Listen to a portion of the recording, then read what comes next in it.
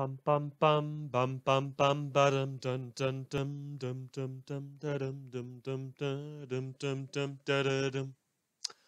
Welcome back, dear listeners, to Vermont Stretch Radio, broadcast to you live from the town of Killington. That's the Killington of Earth Gimel mind, not the one that the slaughterhouse lot turned into an art installation. We bring you the news that the wardens want you to know from a perspective that they don't. We'll start off with today's retractions section, where the PRT... Sorry, that's the wardens. I keep getting them mixed up. The wardens have asked us to kindly refrain from calling Glashtik Wenye... Not sure if I pronounced that one right. Anyways, Glastrick Winey is apparently not a terrorist, but a villain, to which I have to point out that the Three Strikes Act clearly defines any villain to have run out of their get-out-of-birdcage-free cards as a terrorist. For example, Taylor Herbert, the teen girl who declared herself a warlord on US soil and assaulted the director of her local PRT in his own home, was a terrorist. Now, under the Three Strikes Act, Glacetic Amy was sentenced to death with a kill order, a sentence that was commuted when she voluntarily surrendered to the PRT. Do note that a kill order does not actually allow for a villain to surrender, and that under United States law, she should have been put to death rather than a life sentence in the birdcage. She was later freed as part of the "Oh God, we need more capes" Act of 2013, in the hope that she could help out for gold mourning. Not that we know, given that all information has been censored.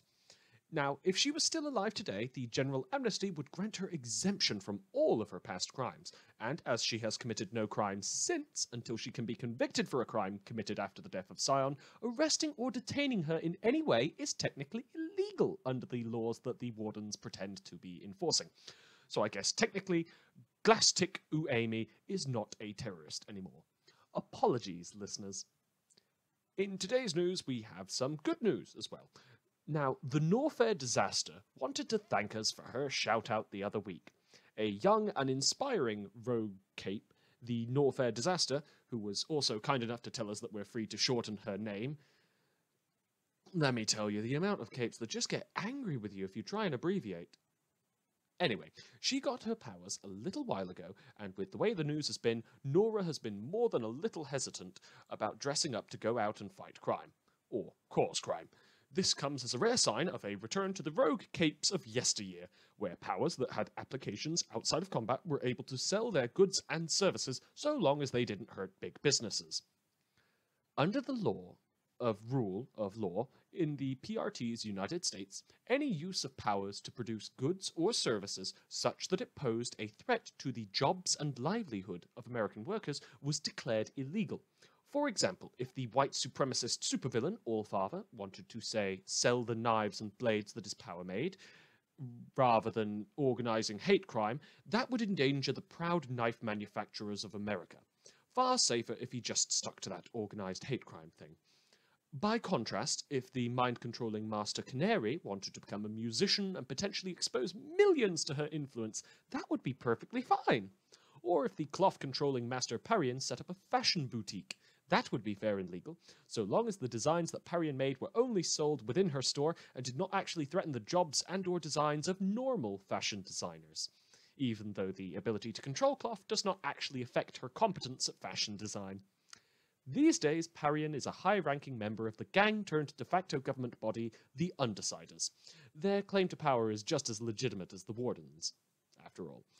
As for Canary, she went on to be locked up in the birdcage for sexual offences. In any case, we are still unsure as to whether NEPEA 5 will be a part of our new legal system, NEPEA 5 being the bill that had illegalized rogue capes in the old world. I sure hope that it isn't, because me being in this recording studio might actually, Never mind. In less pleasant news, the investigation into our most recent disaster is still ongoing as the families of the victims of the Forest of the Dead attempt to organize a mass funeral and a monument to their loss, other than the morbid mound of corpses. Earth Cheat also continues to threaten interdimensional war. Now, one important fact and aspect of last week's reporting of the mass trigger event that had left more than 90 people dead and created a series of brains and fractal growths locked in space we overlooked the appearance of capes in military attire.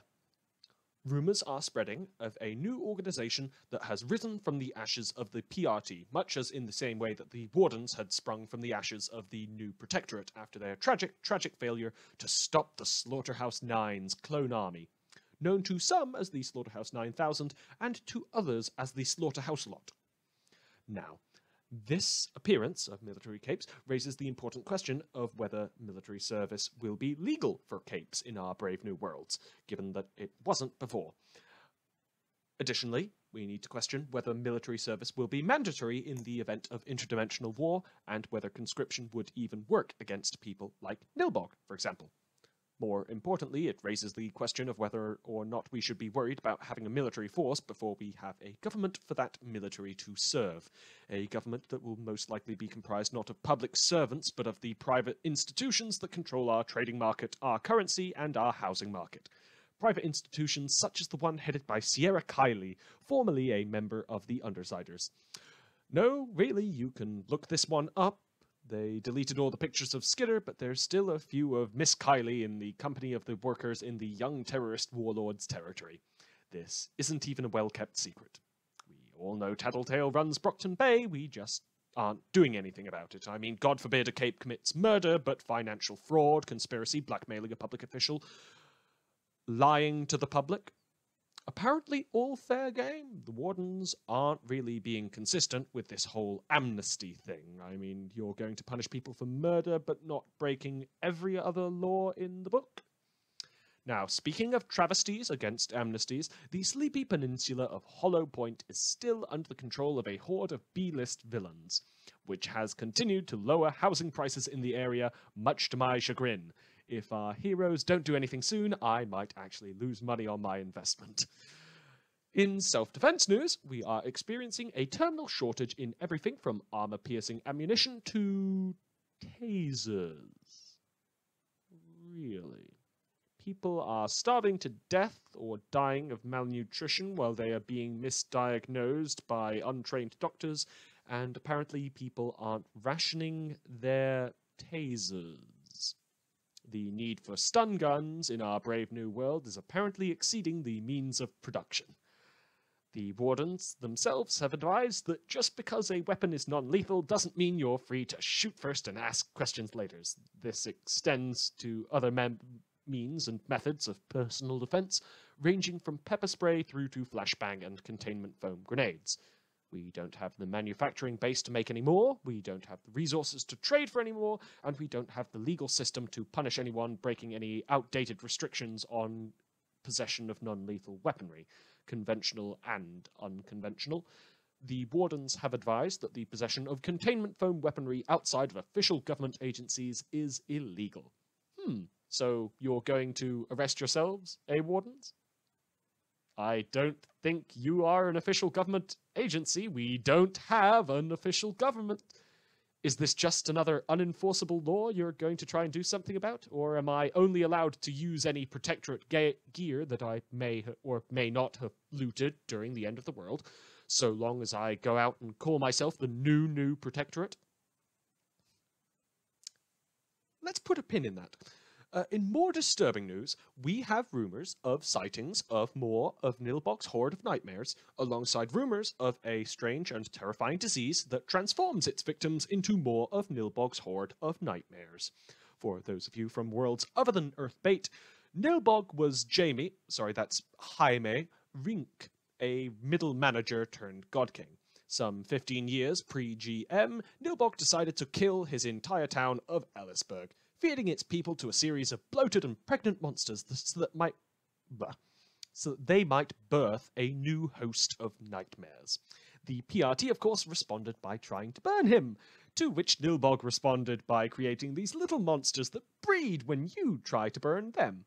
Being the PRT, of course, they continued to escalate things by building a giant wall around the entire town, complete with a dam and water processing plant, at an estimated $4+ billion in taxpayer dollars.